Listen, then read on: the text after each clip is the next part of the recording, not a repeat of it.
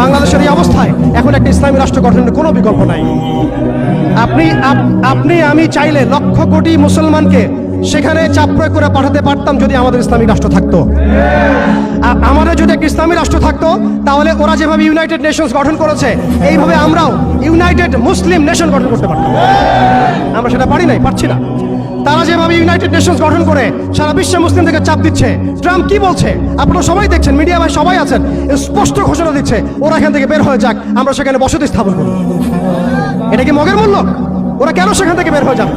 এই গাজাবাসীরাই এই পৃথিবীর সবচেয়ে স্বাধীন মানুষ। তারা মৃত হয়েও তারা জীবিত, তারা সেখানে বোমের খোরাক হয়েও তারা সেখানে সম্মানিত। ইতিহাস তাদেরকে সম্মানের সাথে স্মরণ রাখবে ইনশাআল্লাহ, এবং জান্নাত এইসব শহীদ ভাইদেরকে দিয়ে ভরে যাবে ইনশাআল্লাহ। অতভাগত আমরা দাসত্বের মধ্যে পড়েছি, মুনাফিকের মধ্যে পড়েছি, আমরা কিছু করতে পারছি না। দুঃখ তো আমাদের, দুর্দশা আমাদের। আমরা কালকে আমাদের মাঠে আল্লাহর সামনে কি জবাব দিব এর ঠিক ঠিকানা আমাদের নাই।